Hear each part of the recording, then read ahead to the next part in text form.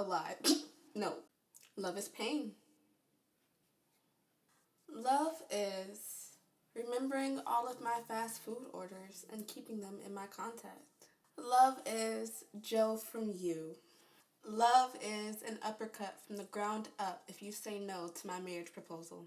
Love is me because I love love. Hey, hi, and hello, everybody. Welcome back to my YouTube channel. Today, I want to start off by saying I know it's easy to be a cynic, and it's also kind of fun. But today, we are going to fully embrace the idea of love by analyzing the idea of love. Now, if you've heard my podcast, Leveling Out, named after the show, yeah, shameless plug. I did an episode about repetition. It's episode 8, titled Repetition. And it's basically like this episode, but in a more broad sense. So we're going to be looking at some patterns, some tropes, some cliches that we see all the time in media. And I want to see which one I like the most. Now, as a 23-year-old young woman, I have not experienced all of these love scenarios. Trust me, I have not. But after knowing myself for about 2 years, I can easily say whether or not I'd be down. So let's just get into it. I have my handy dandy tier list right here. And when I tell you guys that looking up some of these tropes brought me back to Archive of Our Own or Archive, I don't know how it's pronounced, but okay, we're going to move on. So first, we're going to start with the F tier. We're going to get the easiest two out of the way, starting off the bat. Number 1, third time's a charm. I'm not with it. No. He messes up once. Leave. Just leave. There's no reason to try again. Oh, right person, wrong time. I'm sorry. I'm wiping my hands with that one. Next up, we have Craigslist listings. And first of all, no. But also, I was thinking about it. I was like, oh, I get it. Because it means somebody had to notice something about you. Like, be for real. Like, name a scenario where that doesn't just end in murder. One of them is a murderer. Like, odds are, 9 out of 10 people are murderers. Next up, we have bold declaration. And, for some reason, when I was searching this up, I was looking for, a movie with, the boombox outside the window type thing, and I couldn't find one. And I was like, is that just the memory implanted in our minds when we got uploaded into this simulation? Probably. This bold declaration bullshit, first of all, I'm sleeping. Leave me alone. Second of all, following me to the airport to, tell me that you love me before I'm getting on my flight. Embarrassing. What? Everybody's gonna be asking, oh my god, why didn't you say yes to him? It shouldn't take a bold declaration to do it. You should have proved it to me over the course of some time, okay? Not just this once. And then last, for our F tier babies, we have unrequited love. Now, this one is just a little bit too emotional for me. I just don't like the idea that, oh, I'm already married. Oh, I don't want to disrespect your married. And then they just don't be together. What? What? You're going to tell me that you're about to go live out this loveless marriage knowing that you love somebody else? What? Oh my god, no. First of all, rude. No! Next up is E tier. E tier is kind of not as bad as F, but more why would you do that? Why would you? Anyway. Next up, we have E tier. Now, E tier is not as bad as F tier, but kind of why would you do that? Why would you? Okay. Leading the charge for E tier is love for hire, because while I'm all about chasing the bag, it would leave me to wonder, is it really love if I was getting paid? I was getting paid to love you. I don't know. Next is best friend's sibling. I used to joke that I had a crush on my best friend's older brother. Because, she showed me this one picture of him with these contacts in, and my 11-year-old brain was like, that's hot. like I was just with it. He was a black guy with contacts in. That's hot. So it was a little jokey joke, but I can't. Now I'm in the middle of this kind of like, if you fall in love with my sibling, now I gotta start choosing sides and like the wedding. I don't know. And honestly, to be completely honest with y'all, I don't really understand how bloodlines work. So when somebody says that's my second cousin twice removed, I don't know what that means.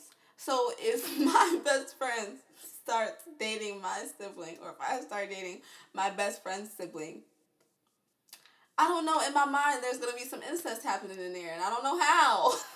Our only contender for the D tier list is the love triangle trope. Because it's annoying, like Twilight, annoying. Can't think of any other one. I love Twilight, but like that whole love triangle bullshit was like not it. But then like, if I was Bella, bro, it would be like a love pentagon. Like I would be low key flirting with Jasper and Emmett too, just to make everything about me. Mr. Cullen, hi. Carlisle, yes, yes. So, it's a little bit like no for them, no to watch, but maybe yes to participate. Coming up next, we have C. And to start us off, I'll say like the forbidden romance, going right back to Twilight, kind of loving it, like, oh, we're not supposed to be together. I know the adrenaline was crazy. I know the sparks were flying. I know the butterflies were butterflying. Like, what? It's because you know that intensity that comes with doing something that you know you're not supposed to be doing, and like it's forbidden. Yes. But next after that is enemies to lovers. And I don't know. I don't know. Because it gives abuse. It really gives Stockholm syndrome. It gives toxic. Because like it's funny to be like nagging each other like, oh, I'm better than you. Oh, no, you're not. Oh, this isn't that. But then like I'm always the wonderer of how that will translate into a relationship. Like, will you be trying to best me at everything? Can I never shine because my hopeless lover is just so insecure and so in competition with me? I don't know. And like, I don't know, I think it's cuter for others, not necessarily for me. All right, we got our A tiers. Now, this is how you know like I am a hopeless romantic. I am truly of the cliches because all of these just made me squeal and giggle, and like I wanted to go back and watch some movies that had these tropes in them because I'm like, oh, there's nothing wrong with that. So the first one, fake dating.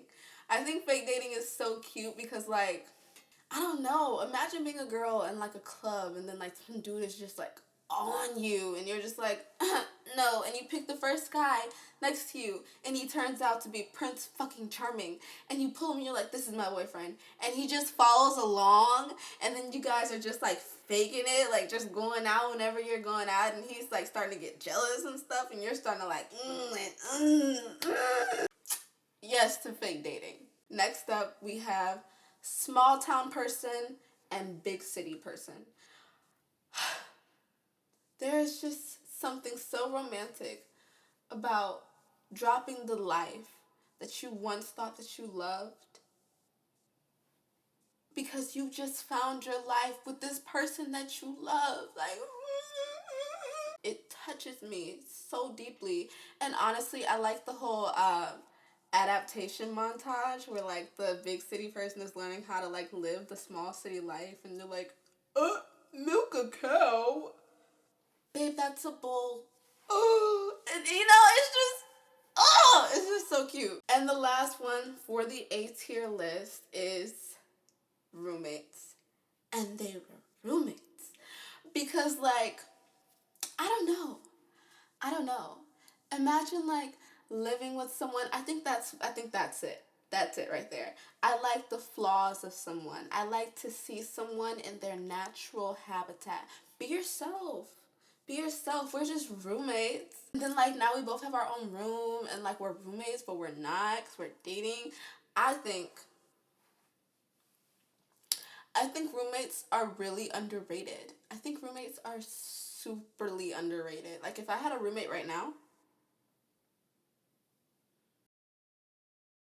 it ain't looking good for you, love. And to top off the tier list, the S tier, superb, super, super, super, super, super love. There's only one. There's only one. Because there's only one that is like meant for this world, meant for me. One that I still hold on to in my heart to this day. Knowing it'll never work. As the S tier, I think it's childhood sweethearts. I think that's so adorable. Like when they grow up and they're crushing and stuff like that. And let's say they do confess to one another, but one of them has to move across the country or the state or something like that. And so they just like break up and they move on with their lives and stuff like that. But then they stay friends. And then they link up again and they're like, oh, you know, we're friends. Like, we're cool. And then they're like, oh, wait, but like, I definitely did like you. I liked you so much. And they're like, yeah, I liked you too. And you're like, are we about to do this? Are we about to do this? Yes, we are.